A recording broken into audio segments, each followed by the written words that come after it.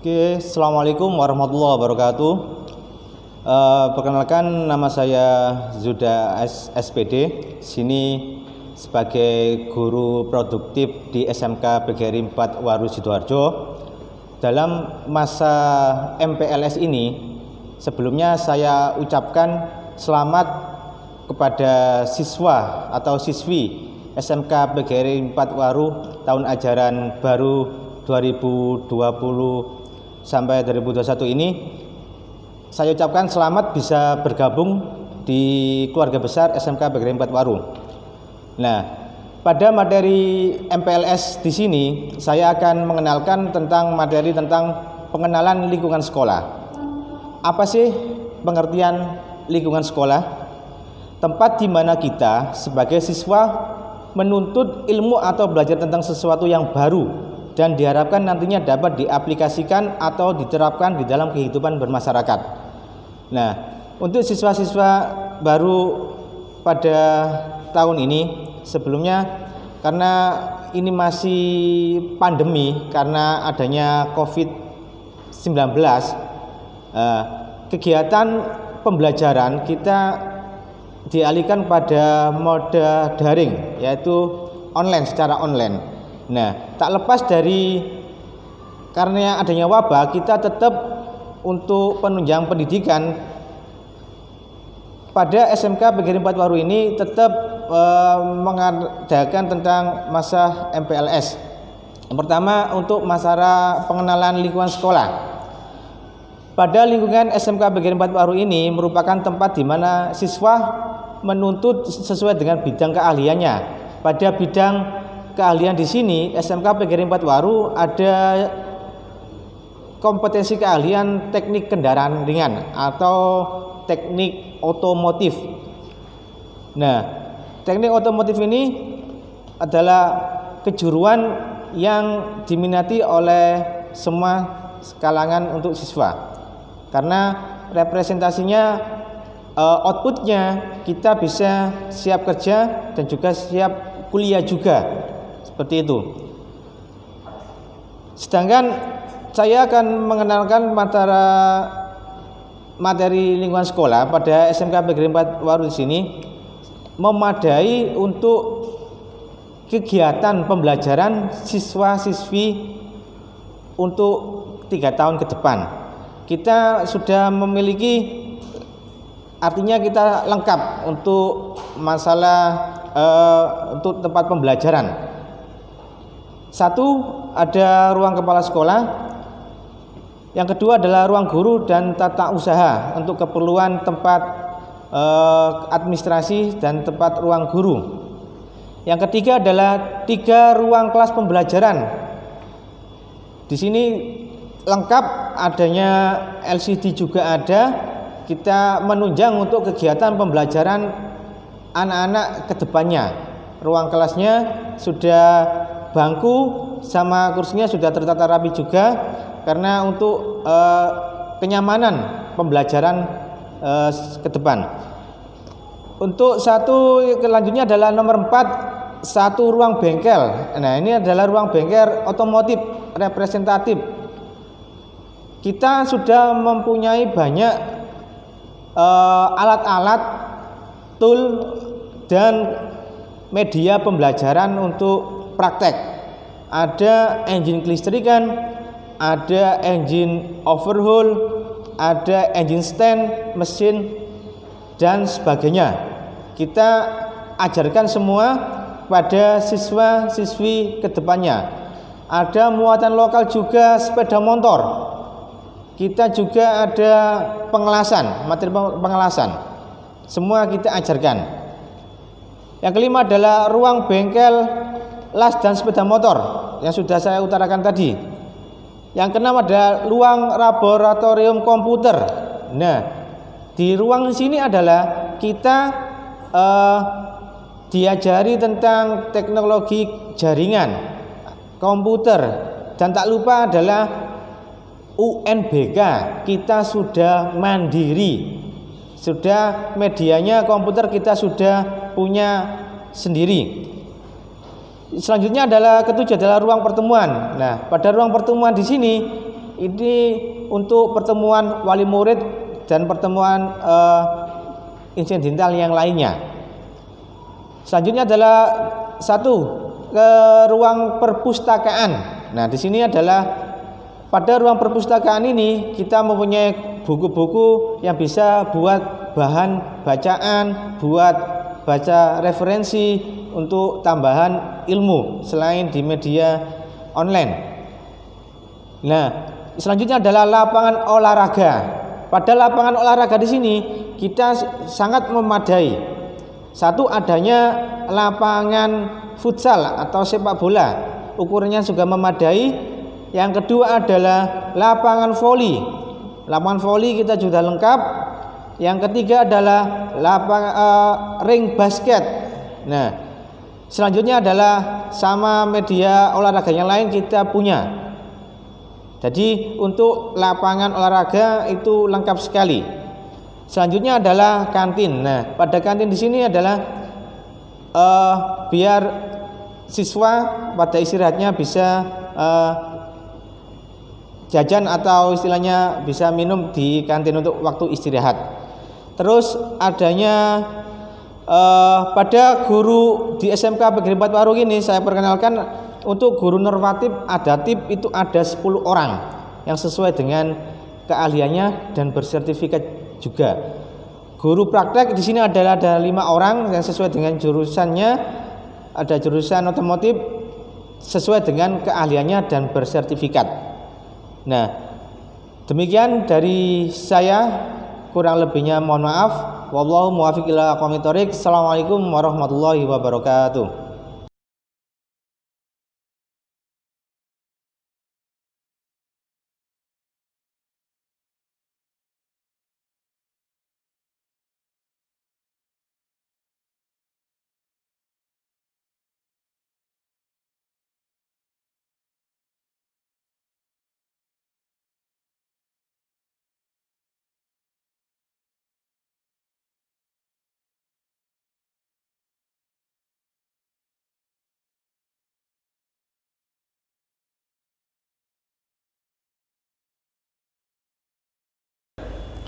Assalamualaikum warahmatullahi wabarakatuh.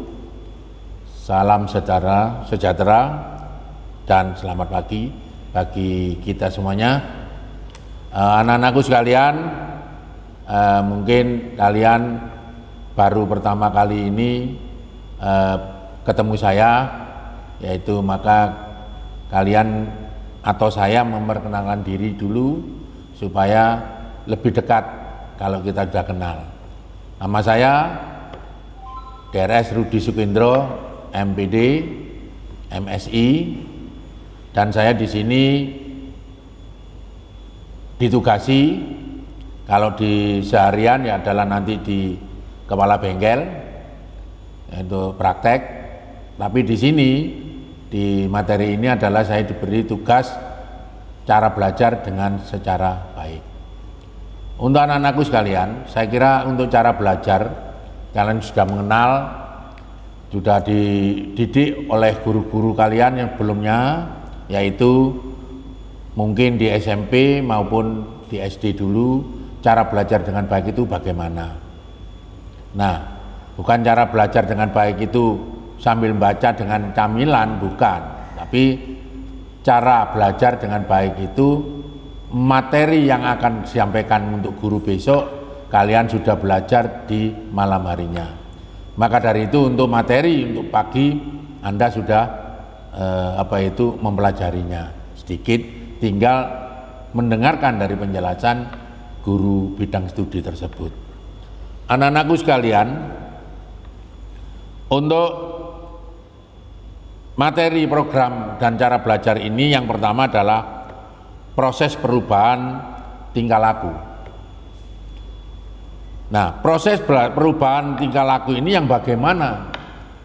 Mungkin dari kalian tidak tahu, nanti menjadi tahu. Karena apa?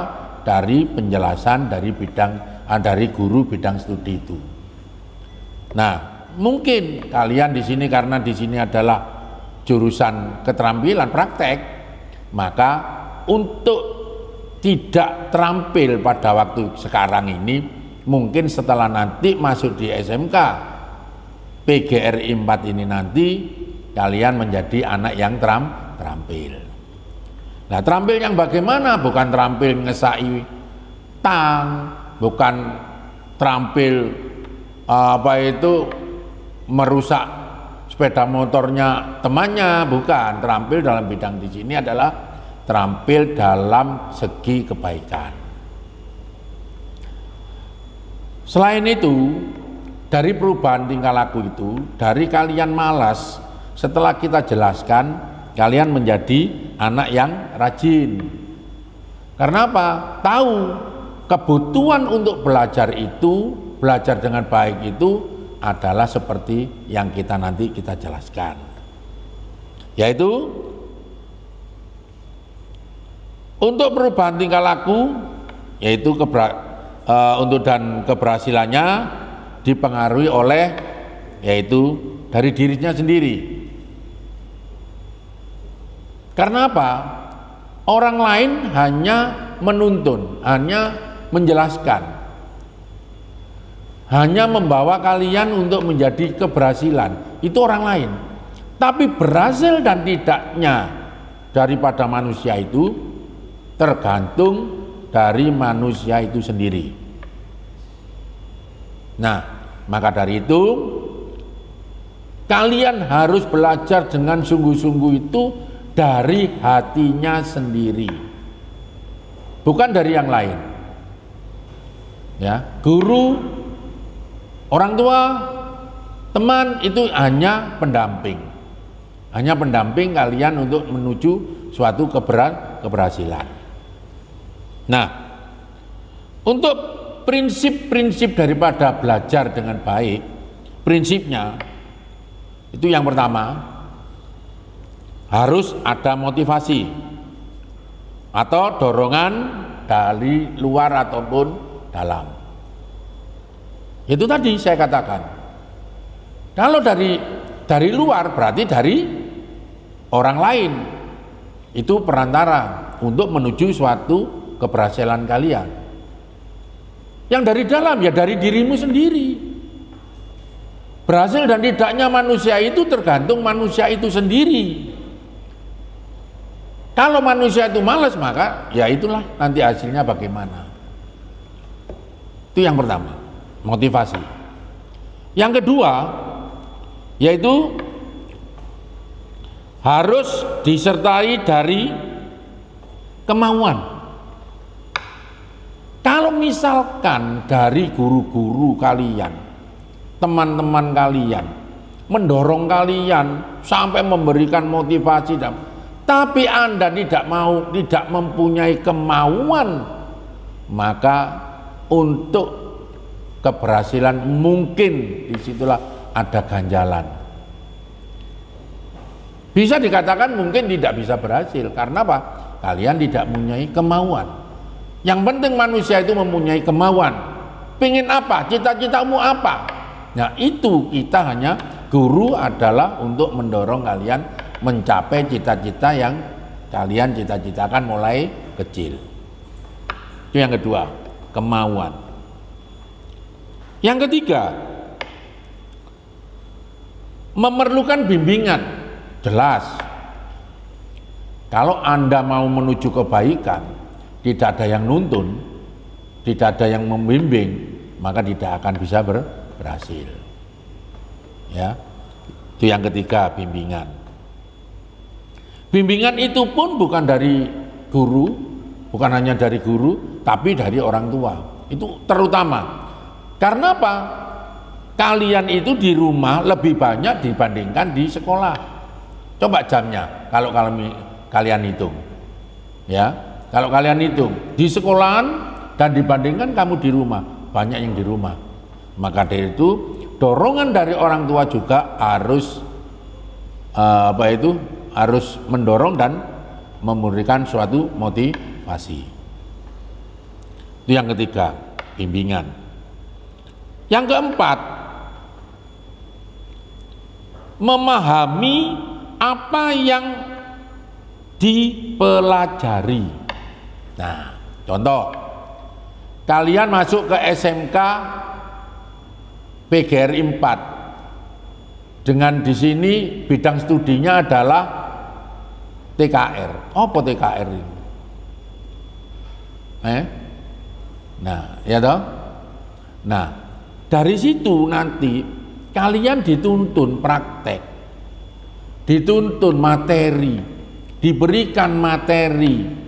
Setelah materi langsung dipraktekkan. Nah, kalau tidak ada bimbingan, kalau tidak ada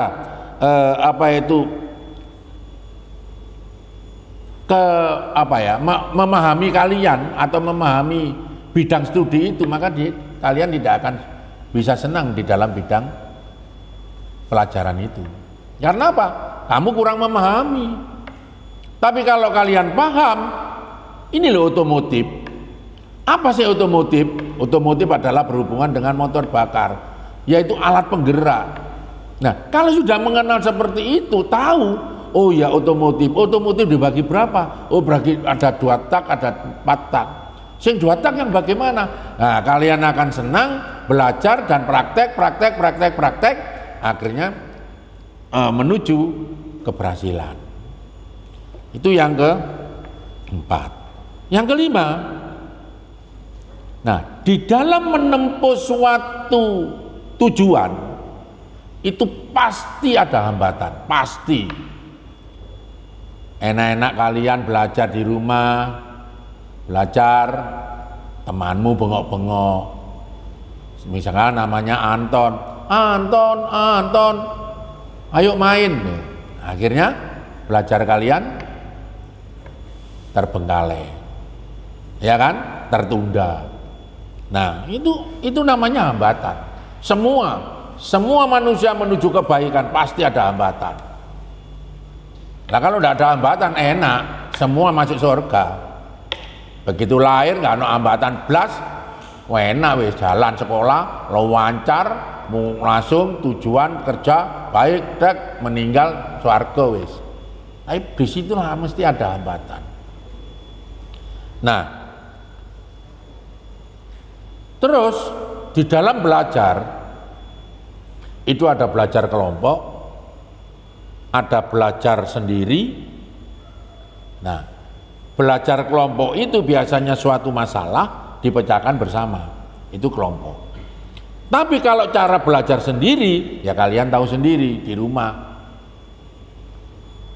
ya toh? Apa tahap-tahapannya? Tahap-tahapannya yaitu siapkan rencana belajar. Saya belajar itu ini harus diprogram. Jam berapa saya belajar? Jam berapa saya akan tidur? Ini diprogram, nggak ngawur. Tahu-tahu waktunya orang tidur, kamu belajar jam 12 sampai jam 4 pagi. Terus jam 4 pagi tidur sebentar, sholat, mari tidur lagi. Sekolah telat. Nah, ini bukan namanya tidak siap di dalam, karena tidak mempunyai suatu rencana. Yang kedua, selain rencana, yaitu harus mempersiapkan suatu alat.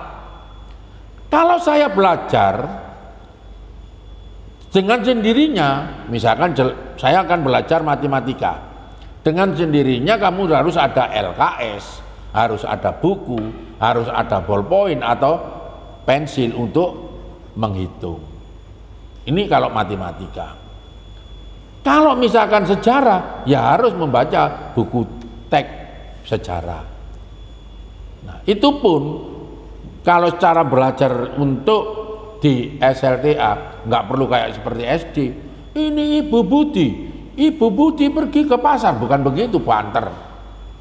Hanya baca, seret, ambil poinnya.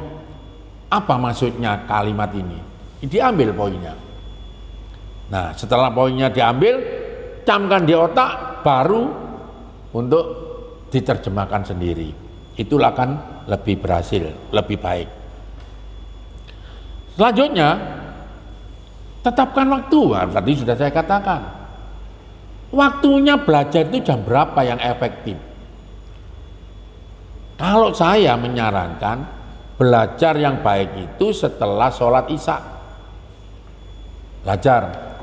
Terserah kalian, hanya 1 jam, monggo. Belajar saja. Yang penting itu rutinitas. Kalau itu dilakukan setiap hari, saya sudah bisa mengatakan akan kamu berhasil di kemudian hari. Itu waktu.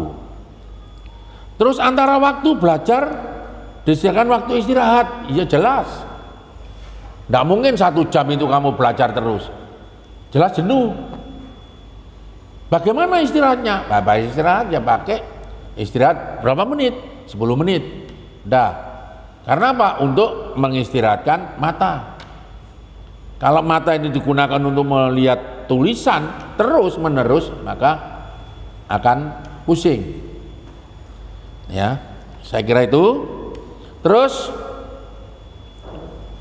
nah tadi saya katakan, selain kalian mengenal itu poinnya saja dulu, baru merumuskan kalimat.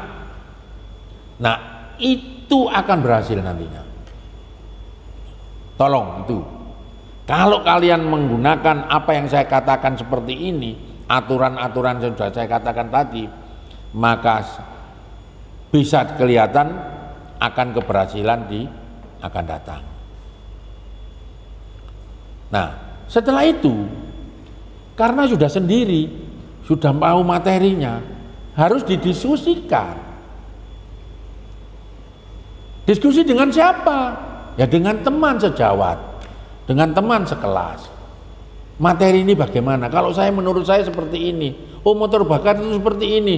Oh, begini, bukan terus apa yang dimaksud dengan motor bakar? Oh, motor bakar yang dibakar, bukan itu.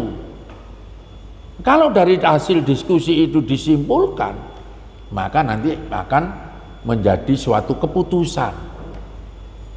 Nah, kalau suatu keputusan dari berapa orang, kalimat dari beberapa, maka akan sempurna. Nah, selain itu, tadi sudah saya katakan, jangan belajar tok tapi ngawur jamnya. Ini harus diatur dengan waktu.